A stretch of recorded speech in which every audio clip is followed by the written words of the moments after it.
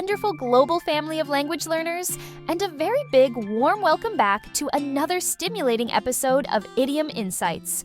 I'm Emma, and I am absolutely thrilled to be your guide once again as we journey together through the captivating twists and turns of everyday English expressions.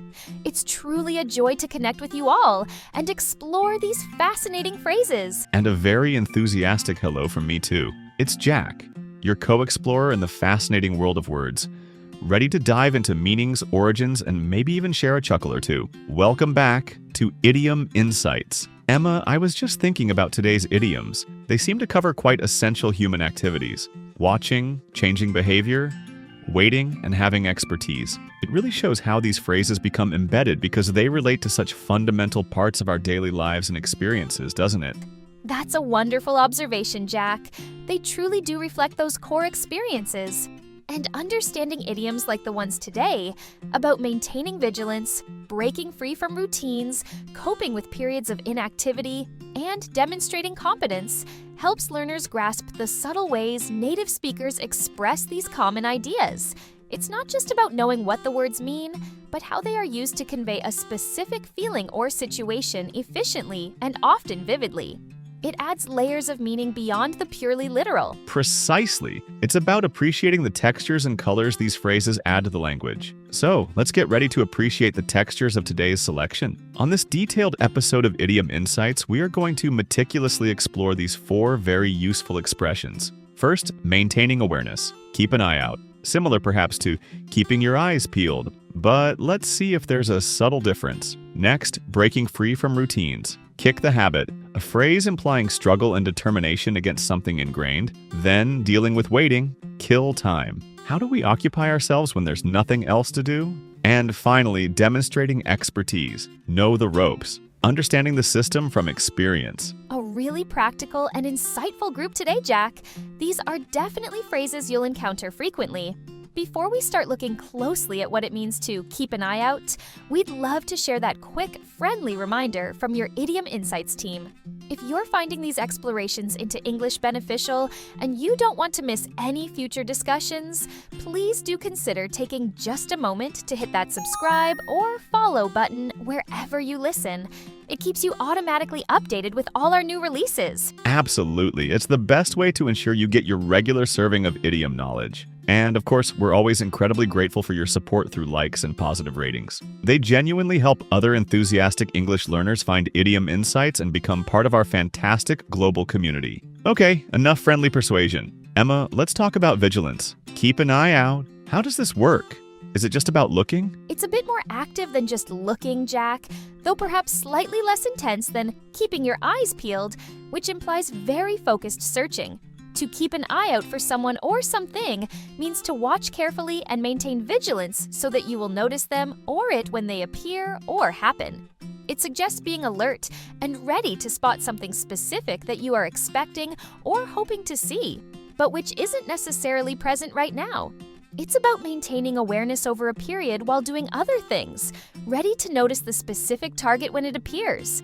So maintaining awareness for something anticipated, that seems key. Keeping your eyes peeled might be for finding something hidden right now, whereas keeping an eye out is more about being ready to spot something when it does eventually show up. Is that a fair distinction? For example, if you're expecting a package delivery sometime today, you might ask your flatmate who's staying home to keep an eye out for the delivery van. You're not asking them to stare out the window constantly, peeled, but to remain aware and notice it when it arrives while they go about their day. That's a perfect way to capture the nuance, Jack. It implies background vigilance rather than intense, focused searching. You keep an eye out for your friend arriving at the train station platform. You scan the crowds periodically. You keep an eye out for bargains while browsing in shops. You're generally looking but alert for specific deals. It suggests readiness and alertness for a potential future appearance or event, maintaining a level of watchfulness while potentially engaged in other activities. Readiness and alertness for a potential appearance. That makes sense. Let's see how Mia and Mark are applying this vigilance. What are they watching for? Mark, thanks for coming to this outdoor craft fair with me. There are so many interesting stalls here. Remember I told you about that local potter, Sarah Jenkins, whose work I really admire? She mentioned she might have a stall here today, but wasn't completely sure. Oh yes, Sarah Jenkins. The one who makes those beautiful ceramic birds?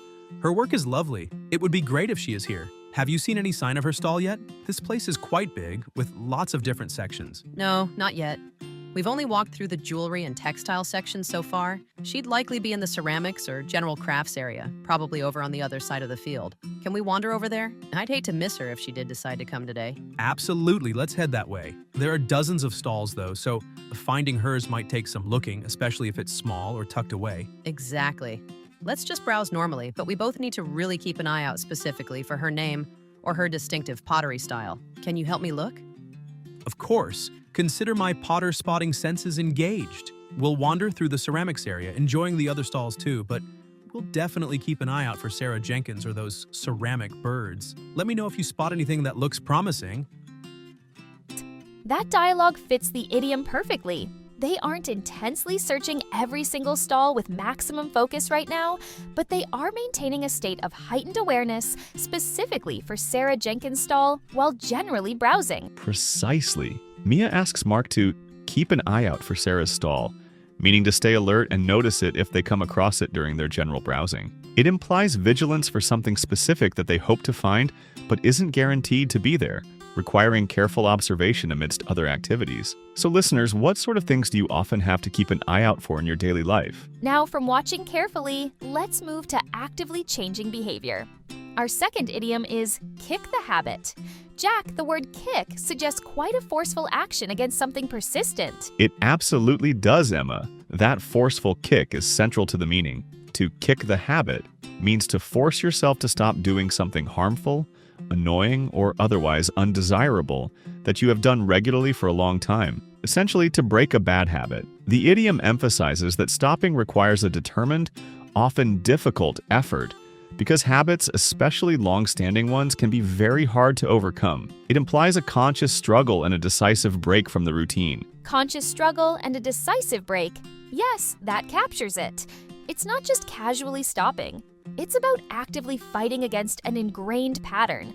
People talk about kicking the habit of smoking, which obviously requires immense willpower, but it can apply to less serious, though perhaps still annoying, habits too, like kicking the habit of biting your nails, or kicking the habit of checking your phone every 2 minutes, or kicking the habit of procrastinating on important tasks.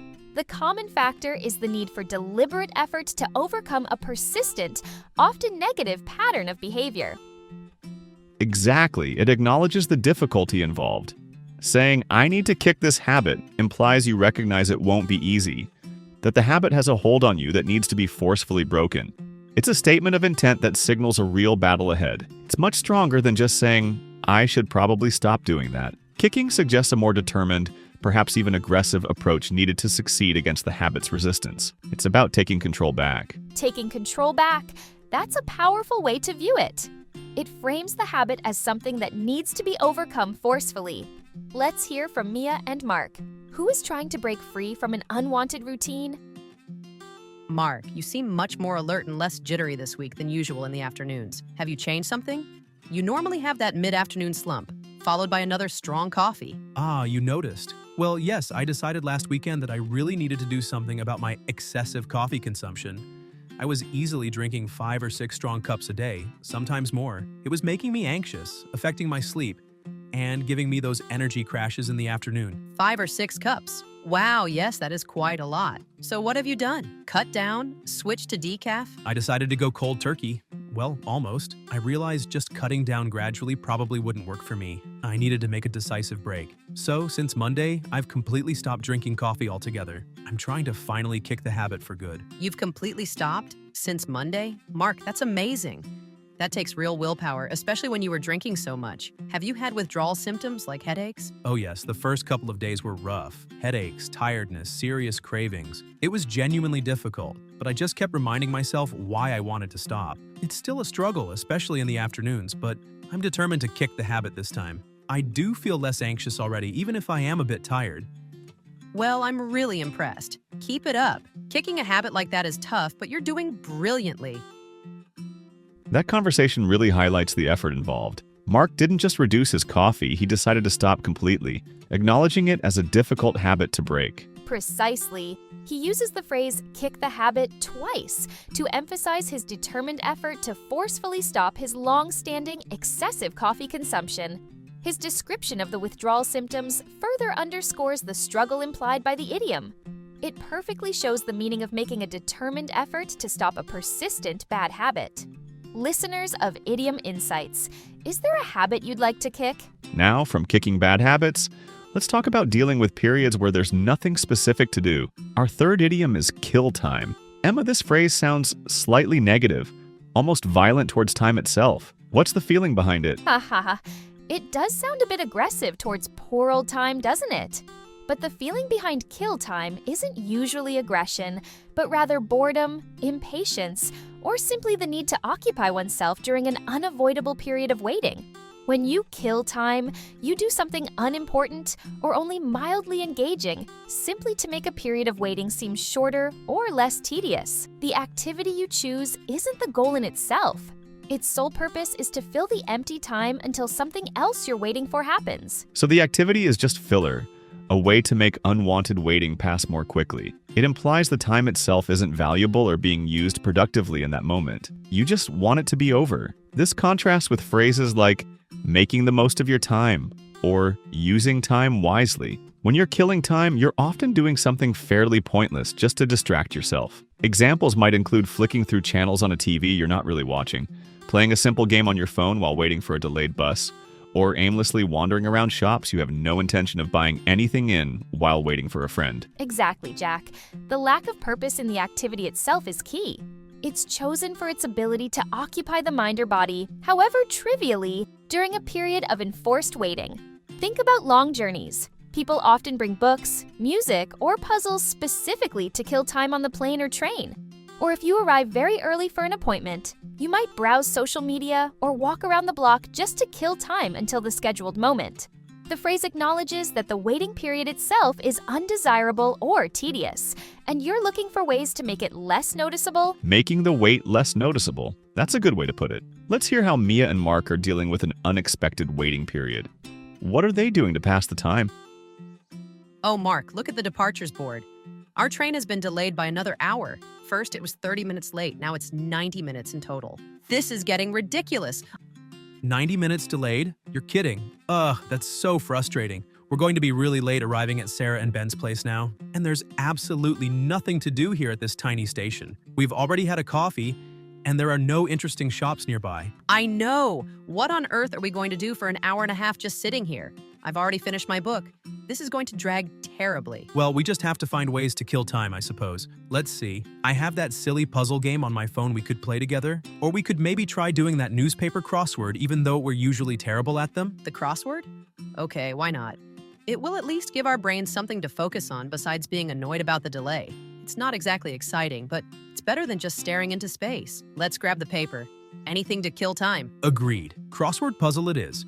A classic way to kill time while waiting for unreliable public transport. Let's see. 4 letters clue, a small amphibian. That scenario perfectly captures the feeling of being stuck and needing to occupy oneself.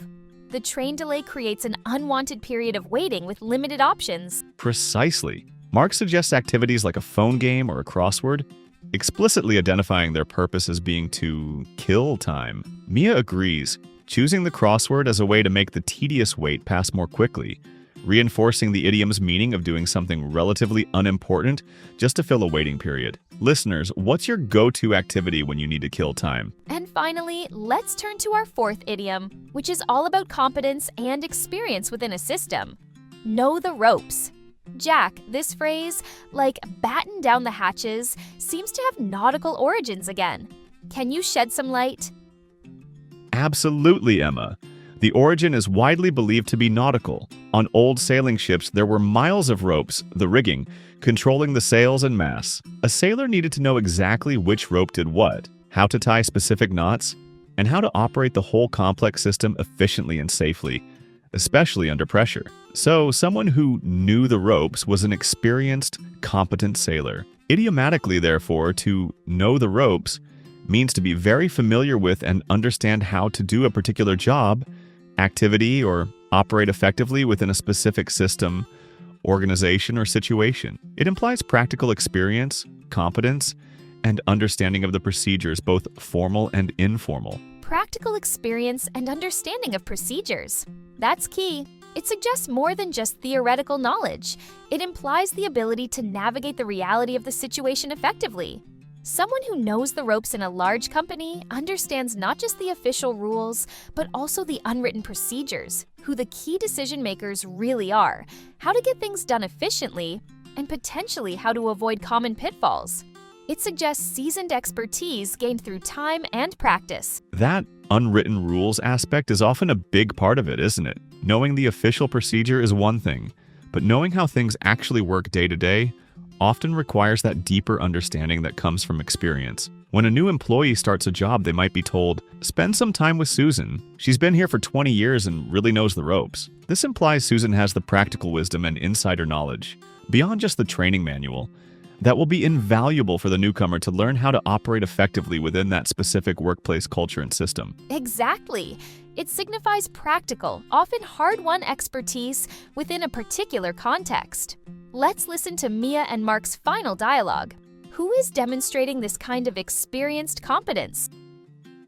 Mark, I'm really impressed with how quickly your niece, Sophie, seems to be handling her new Saturday job at the busy cafe downtown. I thought she might find it quite overwhelming at first. Well, she's only been there a month, but she's definitely learning fast. Apparently, the first couple of weekends were a bit chaotic for her. Getting orders mixed up, struggling with the coffee machine, unsure how to handle difficult customers. That sounds about right for a first job in a busy cafe. It takes time to get used to the pace and all the different tasks involved. Exactly. But she told me that one of the senior waitresses there, a woman named Maria who has worked there for years, has been absolutely brilliant with her. Sophie said Maria just seems to know everything. How to deal with every possible situation calmly, the quickest way to input orders, how to handle multiple tables at once, even how to fix the temperamental dishwasher. So she has an experienced mentor figure helping her out? That makes a huge difference. Someone who can show her the shortcuts and how things really work. Precisely, Sophie said. Maria just knows the ropes completely. Whenever I get stuck or panic, she knows exactly what to do or who to ask. Having Maria there with all her experience and practical knowledge of that specific cafe has made learning the job so much easier for Sophie. That's a perfect illustration. Maria, the experienced waitress, clearly possesses the practical knowledge and competence gained over years in that specific job. Yes, Sophie's description of Maria as someone who knows the ropes completely highlights Maria's deep familiarity with all aspects of the job and the workplace system, enabling her to handle any situation effectively and guide the newcomer. It perfectly captures the meaning of experienced competence. Listeners of Idiom Insights, in what areas do you feel you know the ropes? And with that discussion of expertise, we conclude our exploration for this episode. 4 more incredibly common and useful idioms added to our repertoire. Let's swiftly recap the phrases we've examined today. It's been another truly insightful session. Today on Idiom Insights, we explored keep an eye out, to watch carefully for someone, something specific to appear, maintain vigilance, kick the habit, to force oneself to stop a long-standing bad habit, break the routine, kill time, to do something unimportant to pass the time while waiting, know the ropes, to understand the procedures and details of a job or system due to experience. Fantastic. We sincerely hope that our detailed conversations today, exploring the origins, nuances, and applications of these idioms, along with the dialogues, have given you a robust and practical understanding. Remember, appreciating the why and how deepens the what. Beautifully said, Jack. Keep tuning your ears to these phrases in real life. And if you found today's Idiom Insights episode valuable and it helped you along your English learning path, we would be truly grateful if you could spare just a moment to leave us a like, a rating, or even a brief positive review. It means so much to us. And please do make sure you are subscribed or following Idiom Insights. It ensures you won't miss our next episode, where we'll continue to unpack the fascinating richness of the English language together. We love sharing this journey with our amazing global community. We really do. Thank you for your time, your attention, and your enthusiasm today. Until next time, keep exploring, keep learning, stay curious, and enjoy every moment. Goodbye for now. Bye, everyone. Take care, be well, and maybe try kicking one small unwanted habit this week. Happy learning!